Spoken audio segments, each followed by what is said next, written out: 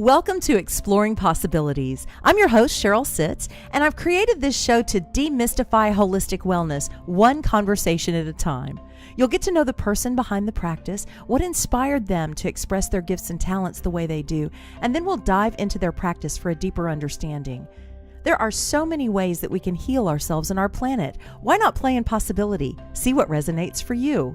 You'll find over 3 years of archived shows at journeyofpossibilities.com. You can subscribe on iTunes, Stitcher, or Google Play, and you'll never miss a show. If you do subscribe, I'd like to ask you to rate us so that others will find our show as well. Thank you so much for that. We'll introduce today's guest right after these messages from our sponsors. Have you ever gone to a social media seminar and you have the online experts telling you, get a blog, get a website, get on social media, all this other stuff? By the time you're done with that seminar, that online expert is very good at frying your brain. And the funny part is, you come back home, you get in front of the computer, and you're lost. Hi, I am Mario with Tech Life Balance. I see this all the time. You spend so much money and still don't know what is going on with your online presence. And you probably don't need all of that. Let me go ahead and translate Geek to English for you and show you what you really need, because you don't need it all. You probably only need a few components. You have a great message out there, and I would like to hear it, and I definitely want to help you put it out there. I am Mario Rosales with TechLifeBalance.net. I produce this podcast because I love distributing messages. Let me help you distribute your message. Hi, it's your host, Cheryl Sitz. And when I'm not doing this podcast, I enjoy offering live or remote coaching sessions to help my clients explore their possibilities. Maybe you have a physical pain and you've never really gotten to the emotional root cause. Wouldn't it be nice to be free of that? We can do that together. We can also explore what it is you really want or what's really holding you back and get rid of that too. There's lots we can do together. Contact me, CherylSitz.com. Now on with the show. Today's guest is Mark Wolynn. He is a leading expert in the field of study called Inherited Family Trauma. As director of the Family Constellation Institute in San Francisco, he trains clinicians and treats people struggling with depression, anxiety, panic disorder, obsessive thoughts, self-injury, chronic pain, and much more. A sought-after lecturer, he leads workshops at hospitals, clinics, conferences, and teaching centers around the world. He's taught at the University of Pittsburgh, the Western Psychiatric Institute, Kripalu, the Omega Institute, the New York Open Center, the California Institute of Integral Studies. His articles have also appeared in Psychology Today, Mind Body Green, MariaShriver.com, Elephant Journal, and Psych Central. And he has published poetry in The New Yorker. He's a man of many talents. You'll find him online at markwolynn.com. And we're honored that he's joining us today. Welcome. Hi, Cheryl. Thank you for having me. Thank you so much for being with us. You have a new book out, which I have not yet mentioned. It didn't start with you. So we're going to be talking about how that book came about and really how the whole process came about. I'd like to start by kind of asking you how you began in this work. Was it a personal experience of your own with inherited family trauma? It was. There were two things that happened. One, people would come with cases and experiences that didn't make sense in the context of their life experience. So I had to look deep into the family history to find answers. But for me personally, about 26 years ago, what set me on this path was also inherited family trauma, but I didn't know it at the time. I lost vision in one of my eyes, and I was diagnosed with a chronic form of retinopathy, and the doctors couldn't cure it. And because of the way it was progressing, they told me I would likely lose the vision in my other eye as well. And I was terrified. I was desperate. I left my city. I left my work. I mean, everything I tried, juice fasts, hands-on healing, supplements, everything seemed to make it worse. And at this point, I remember faces were just a blur and road signs were a blur. So I went on a search for healing, and I didn't know where that search would take me. I just would hear about teachers that had the answer, right? Who has the answer? Right. But I would go so far as, actually I went as far as Indonesia to learn from some very profound wise teachers who taught me some fundamental principles, one of which was the importance of healing my relationship with my parents. But before I could do that, because I had a pretty broken relationship with them, I had to heal what stood in the way, which was inherited family trauma. I just didn't know it at the time. But specifically, the anxiety that I had inherited from all my grandparents, who were all orphaned in some way. 3 of them lost their moms when they were babies, and the 4th lost her dad when she was 1, and ultimately her mom too, because the mom would be grieving. And this anxiety, this terror, this feeling of being abandoned that rattled in my body, this was the real cause of my vision loss. I guess I would describe it this way, this feeling of being broken from a mother's love. This was what passed forward in my family. I remember being a small boy, Cheryl. I'm 5, 6 years old. I'm running into my mom's room every time she would leave the house, and I'm panicked, and I'm opening her drawers, and I'm crying into her clothing, and pulling out her scarves, and thinking that all I'm going to have left when she leaves the house is her scent, which would have been true for my grandparents whose mothers did die. And I remember sharing this with my mom 40 years later. Mom, when you left the house, I thought I'd never see you again, and all I would have left was your smell. And she said, you did that too? Wow. And she had done the same thing when her mother left the house. She had cried into her mother's clothes. It's funny, my sister reading the book called me and said, honey, I did that too. And so this whole pattern of crying into our mother's clothes when our mother would leave, just leaving the house. But to us, it was that energy of the orphan.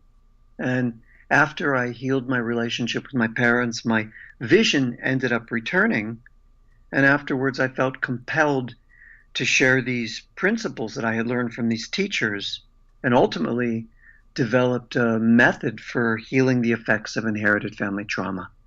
Yes, you have that. Such a fascinating story. And I'm curious if there was a specific reason why it manifested in your vision. Did you ever learn that?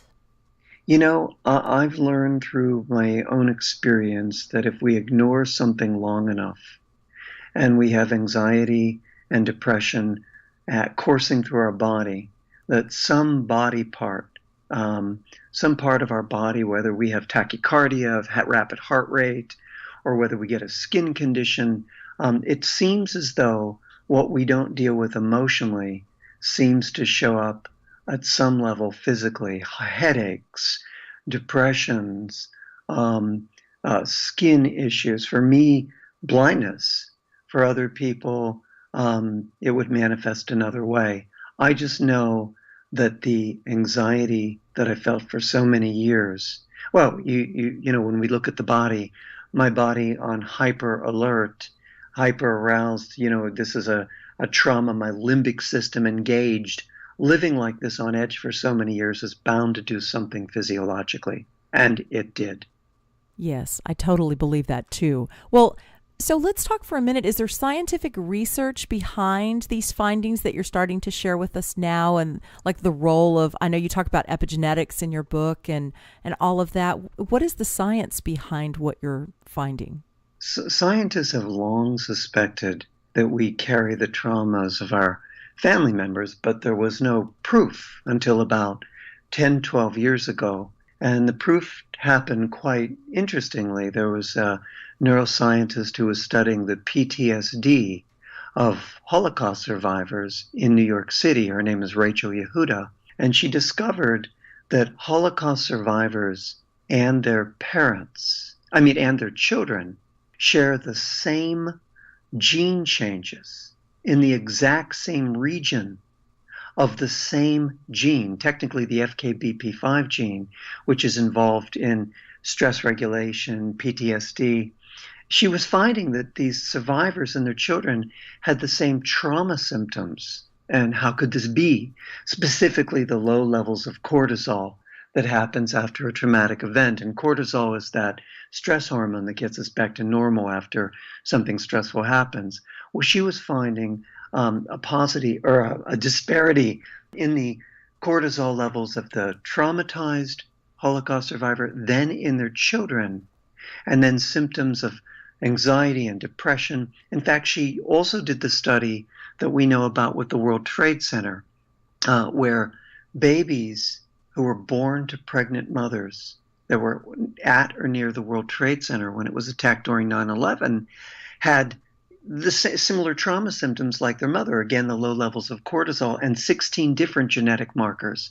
She tells us that you and I are 3 times more likely to have post-traumatic stress disorder if one of our parents had PTSD.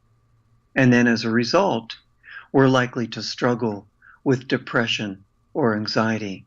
So she and others have been able to show the results for 2 generations in humans. Many others have gone beyond and show the results for 3 generations in mice and rats. Now, the reason that they study mice and rats is because if we have approximately 30,000 genes, mice and rats have 99% of our similar genetic makeup. So let's say approximately 29,700 similar genes. And they found that if they can create a trauma in the mice, they can see the effects replicate for 3 generations. And in one such study, they took male mice, and every time these mice would smell the smell of the cherry blossom scent, they would shock them with an electric shock. And then they looked at the brains, and they found that the brains already had brain changes. I'll talk about that in a minute, why we have these epigenetic changes. But they found that their brains were enlarged in the areas where the smell receptors were. So they could detect this smell at lesser concentrations, ultimately protecting them. It was an adaptive change, which really is the purpose of epigenetics, to make sure that we are better prepared to deal with the trauma that happens to the generation before. Technically, what happens when there's a trauma, Cheryl, it'll change us. Literally, it'll cause a chemical change in our DNA. And this changes the way our genes function, sometimes for generations. So the way our genes are affected will change how we act or behave or feel. And then you can see for example, if our grandparents were born in a war-torn environment with bombs going off and explosions, they'd pass forward a skill set of sharper reflexes and quicker reaction times to help us survive the trauma that they experienced. The problem is that we can inherit their stress response with the dials set to 10, prepared for a catastrophe that never arrives. And that's what we saw happen with the mice. When the male mice were shocked, not only did their brains have these changes that prepared them epigenetically to detect the smells at lesser concentrations, but their blood and their sperm carried these gene changes, which were then going to pass to the next generation. And here's how they found that out. They took the sperm from the male mice that were shocked and traumatized every time they smelled this cherry blossom scent. And then they put that sperm to impregnate female mice that were not shocked. And then again in the next generation, and then the generation after that, they looked at just what would happen to the male mice just smelling the smell of the cherry blossom scent. And this was the crazy thing. These mice, just smelling the cherry blossom scent, would become jittery and jumpy as though they too had been shocked. So they inherited the stress response without ever inheriting the stressor, the being shocked. That just blew me away when I read that in your book and hearing you tell it again. And I can see how that would be really beneficial if it has something to do with our response to gunfire or something like that. Not so much when it's a different trauma that doesn't even relate to us anymore. Like what came to mind when I was reading about this is even within the last 2 generations of my life, what my ancestors were undoubtedly exposed to that would have then carried down into my DNA, like something as simple as the Great Depression and how our triggers around scarcity are still apparent really in everyone. I was thinking about that as I was reading your book. So it's not always necessarily even war, right? It can be anything. Oh, absolutely. In fact, there's studies that I mention in my book, or even very mild stressors like temperature change. In fact, one of my favorite studies in the book, and this was done, well, the mouse study I talked about was done at Emory Medical University in Atlanta. Another one was done at the University of Zurich, the Brain Institute, where they took mice, and male mice again, although, we see the changes with both male and females, and they separated them from their moms. Listen how, for such a short period of time, Cheryl, for only 3 hours a day for the first 2 weeks of life. And they found that these mice began to experience depression, symptoms that we would label depression in humans. Their social behavior changed. And then they found that the symptoms worsened as the mice aged. And one of the most uncanny, interesting things about the study is they found out that some of the male mice didn't exhibit these symptoms themselves, but appeared to epigenetically transmit these depression symptoms to their female offspring. And they can study that's amazing. And they can study and see that these effects can be replicated for 3 generations. The trauma's there with our grandparents, but then our parents have it, and then we have it, and even our children can have it. Well, I feel like in all fairness to transparency here, this is a great time for me to tell you that I'm adopted and know nothing about my birth family, which gave me a fascinating perspective in reading your book and in looking at this research, because I'm one of those children that is very familiar with the nurture and what that has brought to me behaviorally and in my own healing journey, but not so much the nature. I really don't know anything about where I came from. So what I do know from doing hypnosis work and stuff in my journey is that I did not spend any time at all with my birth mother. I was immediately removed from her and taken away. And I was adopted still as an infant, but there was that separation. So when you state things like you just said, I really feel that, because there was that separation for me from my mother. And that's in this generation. Absolutely. Absolutely. That makes complete sense. And the peculiar part is whatever our father's traumas were and our mother's traumas were, whether we've met them or not, we can inherit the biological residue. So there can be behaviors in the adopted child that she's unfamiliar with. In fact, may I tell a particular case of an adopted woman? Oh, please. So I worked with this woman who was 27, who had been a cutter since she was 14. And when she was 14, she was never told that she was adopted. But when she was 14 years old, she cut the words "fat pig" into her thigh, on the sexual part of her thigh, the inner part of her thigh. And she never was told she was adopted until she was 21. When she met her birth mother, so she goes from age 0 to 21 thinking that her adoptive parents are her real parents. Finally, at 21, they tell her, "Oh, honey, you're adopted." By this time, she's been a cutter now for 7 years and cutting into her thigh. Now I meet her, she's been now cutting for 13 years. And I asked her, "What do the words fat pig mean to you?" And she said, "A fat pig is someone who takes what isn't his." She learned later that when her mother was 14, her birth mother, that her mother had been raped. And at the very age she was 14, without ever knowing she was adopted, she began to perpetrate on herself, and feel victimized by herself, the way her mother had been both victimized and perpetrated. And after we made the link and did the healing work, she stopped cutting.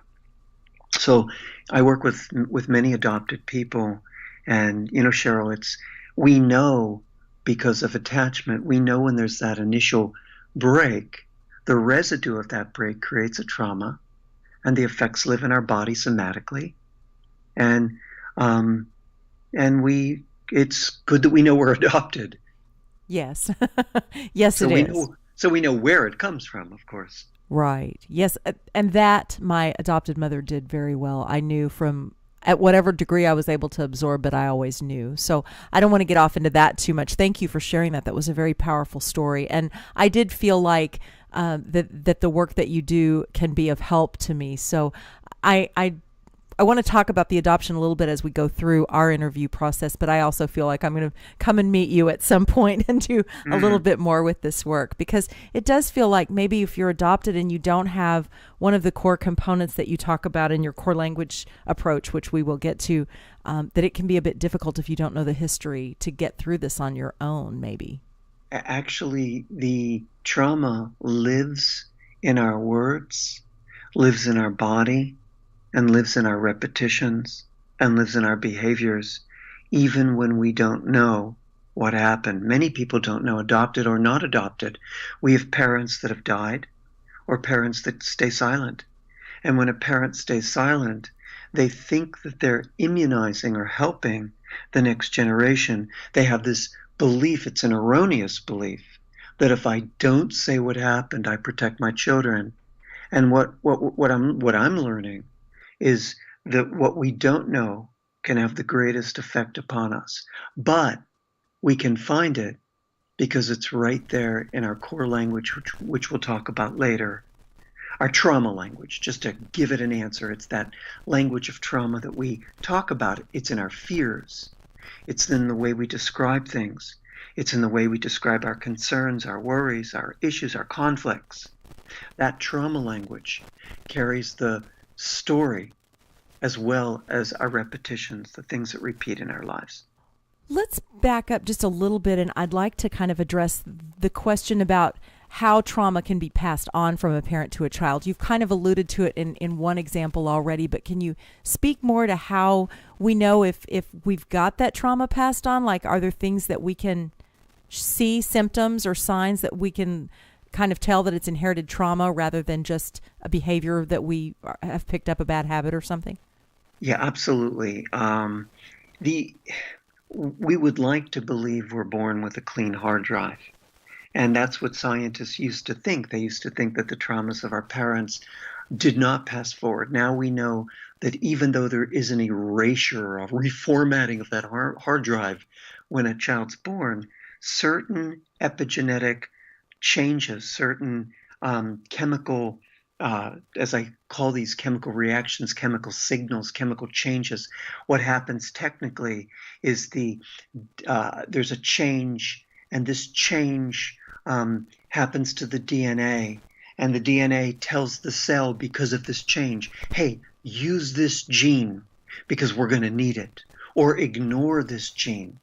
And then in this way, our genes are either activated or deactivated, silenced, turned on, or turned on, or up or down. And then the way our genes are affected, as I said before, changes our behavior and changes how we act and how we feel. And as we are learning, these changes can be passed down to our children and appear for generations. All the fallout of our parents' traumas. Now, there are signs. Yes, we can be born with a feeling that we don't quite understand, and we think it's us. We can be born with a depression or an anxiety, and we never think to question that this is not us. We just think, well, this is how I am. I'm wired this way. And then once we read this book, we realize maybe I'm not wired this way. Maybe I've inherited it. But some of the signs that I also see are that we can have a sudden onset of anxiety, or we can have a sudden fear or a sudden symptom that strikes suddenly or unexpectedly when we reach a certain age or hit a certain milestone in our life. For example, when we get married, or when we go to have a child, or the first time we get rejected by a partner, or we move to a new place. I one time worked with this woman. She was consumed with anxiety. She never had anxiety prior to getting pregnant.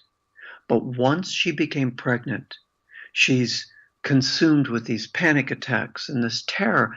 And when I helped her break down the terror, she said, I'll do something terrible and I'll harm my baby. I'll harm my baby.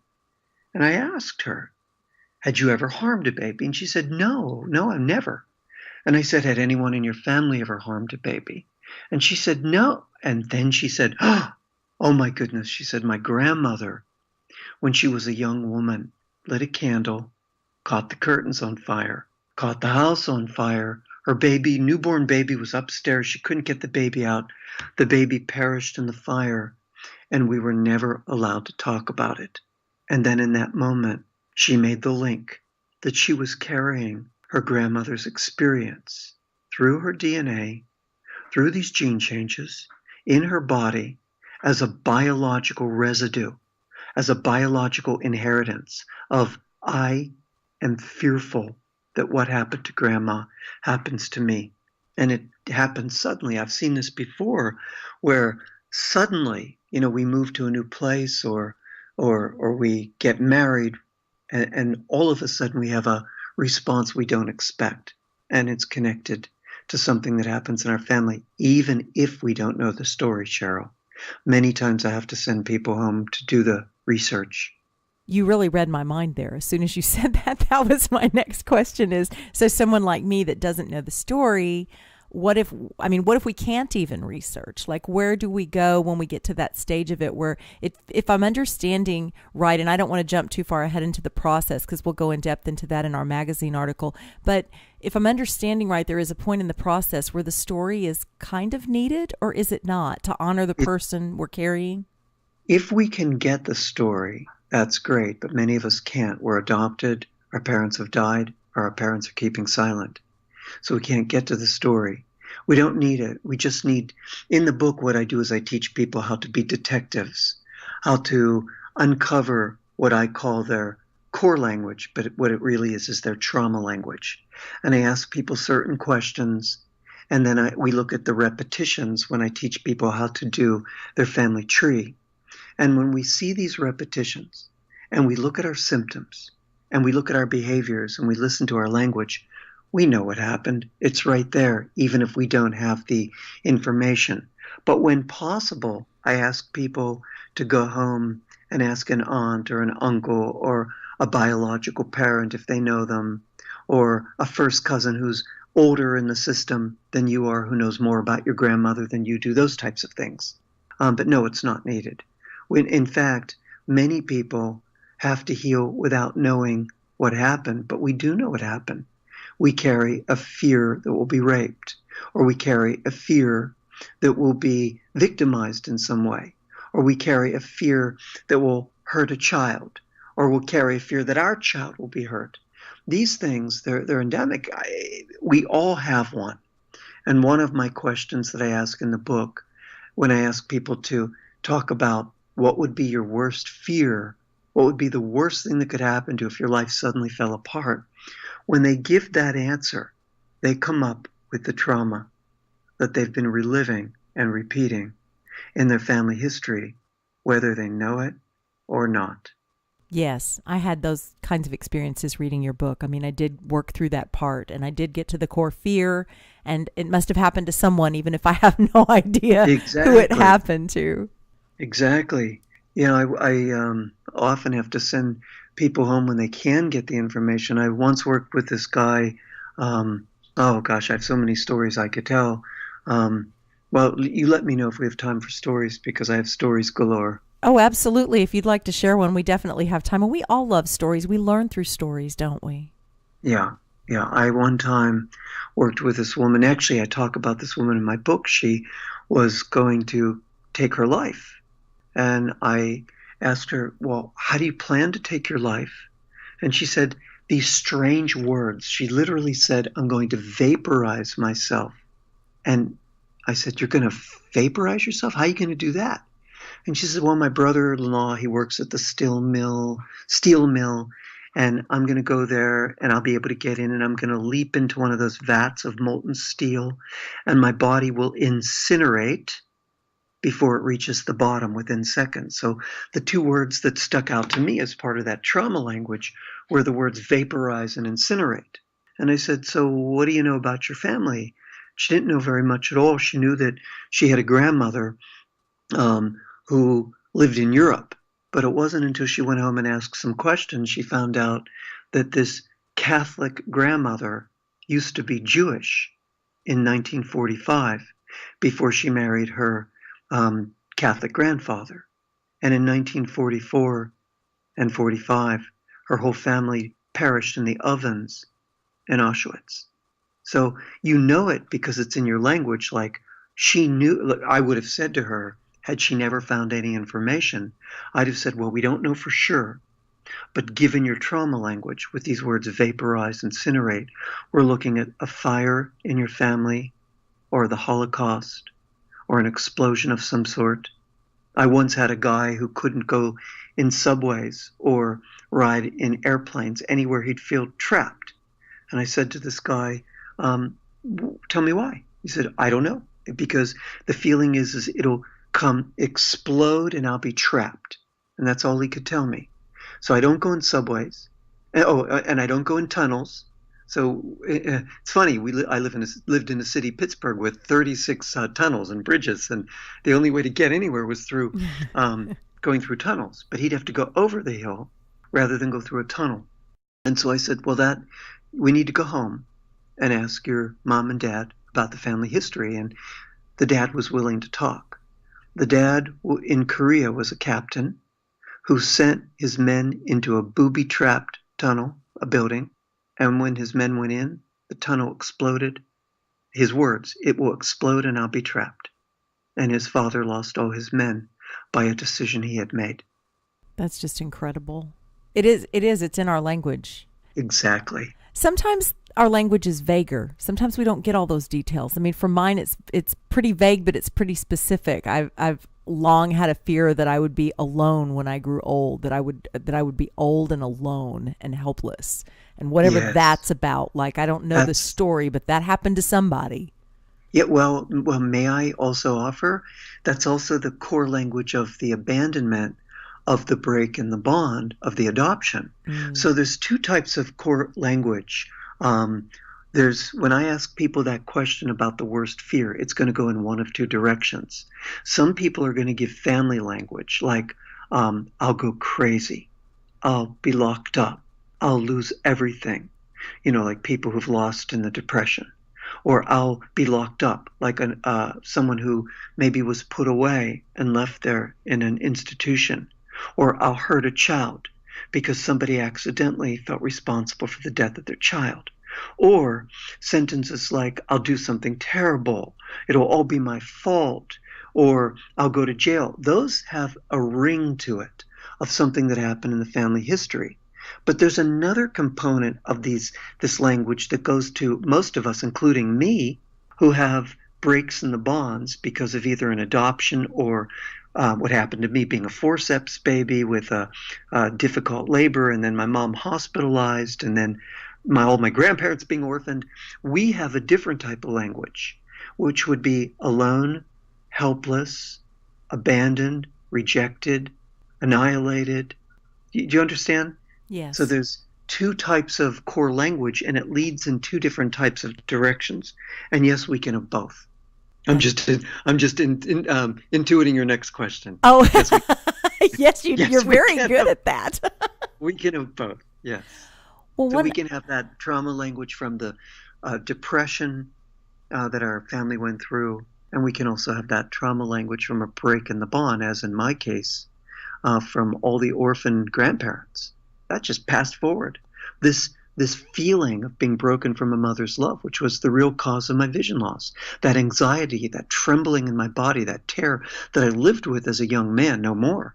I've done the healing work, and my vision came back, but that lives in a lot of our bodies because we have brains that are wired toward protecting us, a negativity bias. So our brain is very good from learning from what's negative. So I've heard said we're 2/3 of our amygdala, our alarm bell in the brain, is designed to scan for threats. So these stressful experiences in our family kind of dictate the way our brains and bodies operate. For how many generations can we pass this on? I would think that if abandonment, as you've mentioned for yourself and I've shared about me, at least for this generation, I mean, how many generations will this continue to carry forward or backward? How many are we carrying here? Do you know? Yes, there's research that suggests the effects of trauma can be transmitted for 3 generations. Remember that Brain Research Institute at the University of Zurich in 2014, when they separated these mice from their mothers, and these mice exhibited the depression-like symptoms, and then the pups in the 2nd and 3rd generations, they had those same trauma symptoms despite never being separated themselves. The researchers found a high number of microRNAs. That's the genetic material that regulates gene expression in their brains and in the blood. But the mice in the 3rd generation, although they had the same trauma symptoms as their fathers and grandfathers, the elevated microRNAs were not detected. So they had the same symptoms, but their brains didn't have these elevated numbers of the small non-coding RNAs. So the trauma researchers said, we're looking at maybe a 3-generation link. But you and I know if the trauma's here, it's down here, and then it's down here. So 3 means 6 means 9, right? Right. Yeah. Yeah. Speaking to the healing work then that we can do through this process that you describe in your book, that we're going to talk a little bit about in the magazine, and that you do at your institute, when we heal it in ourselves, we've healed it forward then, correct? We're actually healing at the DNA level when we heal this trauma so that we're not passing it on anymore? You know, they say that is true, that we can affect gene expression by changing our brain. So I have to back up and talk about some neuroscience, if that's okay. I'll try not to get technical, but to heal, we've got to have an experience powerful enough to override that trauma response, that limbic brain that lives inside so many of us, that trauma response that says, be careful, be alert, you're not safe. So we have to have an experience that is powerful, meaningful enough to us that it can override that trauma response. Then we need to practice the new feelings of this experience, the new sensations of this experience. So first we have this healing experience. And in this healing experience, which I teach people to have maybe comfort or support from a parent or an ancestor, even when the relationship with the parents is broken. In fact, one of the things I teach in the book is how to get something from our parents, even when very little was given. So maybe we have an experience of receiving comfort or support, or feeling compassion for ourselves, or feeling compassion for what our parents or grandparents went through. Or we have a feeling of gratitude. You know, we're always told to have a gratitude practice, but we don't know why. Well, the reason why is it changes our brain. So when we have an experience of loving kindness or generosity or comfort or support or compassion or gratitude or anything that allows us to feel strength or peace inside, we literally steal traction away from that highly efficient trauma cycle in the brain that keeps us in a state of suffering. And we engage other areas of the brain, specifically the prefrontal cortex, where we can integrate these new changes, this new experience, and then our brains can change. And that's what I teach how to do in the book, how to do it in a new way through having new experiences, having healing sentences, having rituals and practices that we can do so new neural pathways get laid down in our brain. Now I'm going to talk about genetics because that's what you asked me, epigenetics. When we revisit the feelings and the sensations associated with this new experience of gratitude or comfort, not only do the structures of our brain begin to wire together. You know, that old neuroplasticity adage developed by Hebb back in 1949, what fires together ultimately begins to wire together. Not only do our structures in our brains begin to wire together, but we can also stimulate the release of feel-good neurotransmitters in our brain like GABA or dopamine or serotonin, or even feel-good hormones like oxytocin. And now they're finding that even the way our genes express can be affected when we have these beneficial experiences. So the very genes involved in the body's stress response can begin to function in a new, improved way. But we've got to practice having these healing experiences. We've got to make sure they're installed in our body in a way where it's visceral, meaningful, relevant, deep. So in my book, I talk about, hey, here's a practice. Have this practice, do it, and change your brain. I love the language that you put to that. I can understand. I can hear the English major in you coming out. You do a wonderful, eloquent job of describing what, in simple terms, I call creating new habits and integration of every step of my own healing journey. The most important part is what happens after I have that powerful aha and new experience where I start to shed the old habits. Because I was just having a conversation about this today. It's funny how we have habits based on our old dysfunctional beliefs or systems. And if we don't address those habits and become conscious of those habits, we'll begin acting the old way even after a healing experience because that's our habit. So I'm 100% behind what you're saying. Exactly. So well put. So once we, just like what you said, once we have the healing experience, it's what happens next. Do we walk through the doorway or do we just stand at the threshold?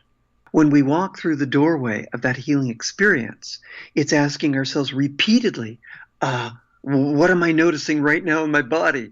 What's that sensation inside when I revisit that healing experience? If I stay with it, what's happening now? That curiosity, that's what heals us.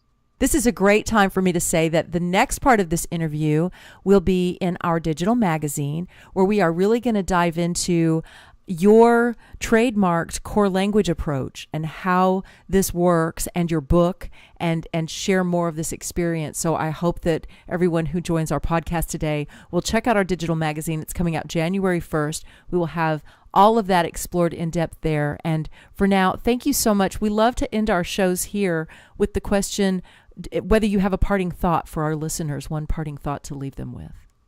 I do, actually. I think that it's important that when we or someone in our family struggles and they can't explain the depression they have, the anxiety they live with, a phobia, the OCD that we never get to the bottom of, what I like to say, each of us is walking around with a mystery.